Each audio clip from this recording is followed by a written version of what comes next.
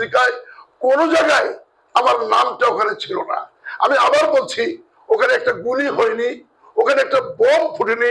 আমি আবার সেই সাংবাদিক কল্যাণ ব্যানার্জি, সুভাষ দাস মারা গেছেন, আল্লাহ তাকে তার আত্মার মাগফিরাত করছি, কিন্তু কল্যাণ ব্যানার্জি সহ এখানে যারা আছেন সেই সাংবাদিকদের বললি যে আমাদের ওখানে কোনো গুলি এবং বোম বিএনপি থেকে বা কেউ করে নাই, মারামারি ওইভাবে হয়নি।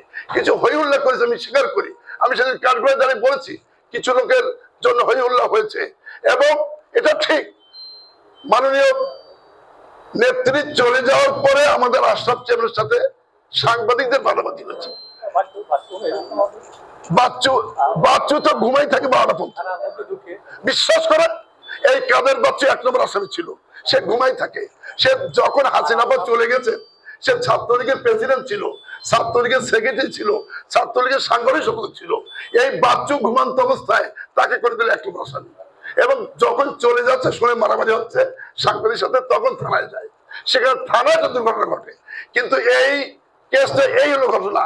যিনি মাহফুজা ধর্ষক, সেই কেসের কোনো খবর নাই, আজও কিন্তু খবর নাই। কিন্তু দেখা গেল রাজনৈতিক প্রতিহিংসার শিকার হলাম আমি। আমার দুঃখ হলো, যদি আমি আবারও বলছি, আমার এখন তাহলে রাজনীতি করবো না যদি আমি থাকতাম। কিন্তু সাংবাদিক বন্ধুরা, আমার কল্যাণ ব্যানার্জি, রামকৃষ্ণ, যারা সুভাষ চৌধুরী বলেছেন, আমি অনেক পরে গিয়েছি, আমার কথা একবার বলেননি।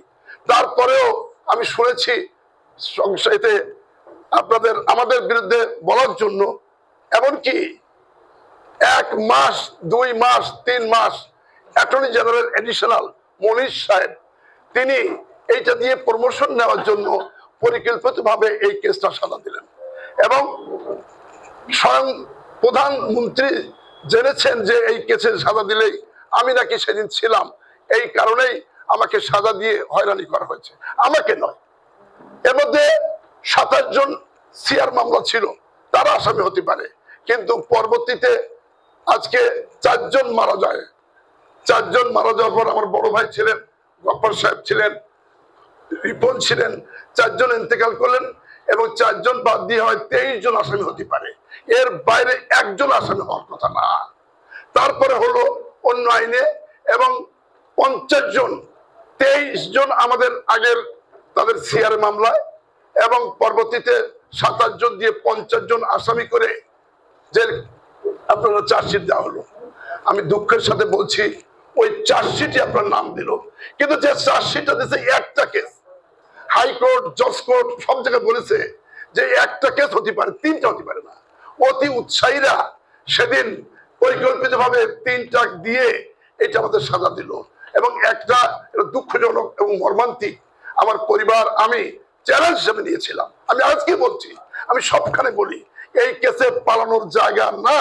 যেহেতু আমি জনগণের সাথে 91 সাল থেকে, ছাত্র জীবন 82 থেকে আজ পর্যন্ত রাত দিন 24 ঘন্টা যদি বাংলাদেশের সবাইকে খোঁজে, আমি হাবিবুল ইসলাম হাবিব জনগণের বিচ্ছিন্ন ব্যক্তি নয়। অতএব আমাকে ষড়যন্ত্র করে, প্রতিহিংসা করে আমাকে দূরে রাখবে আমি বিশ্বাস করি না। আমার আমেরিকান ভিসা, কানাডা ভিসা ছিল, আমি যেতে পারতাম, কিন্তু নো, আমি মনে করেছি আমি যদি মানুষের কাজ করে থাকি, আমার দ্বারা কোনো অন্যায় কোনদিন হয় না। আমি কার কাছে 100 টাকা নেই না, আমি কার কাছে কোনো চাকরি, প্রায় 15-37টা স্কুল কলেজের এমপি করেছি, 1 লাখ লাগবে না।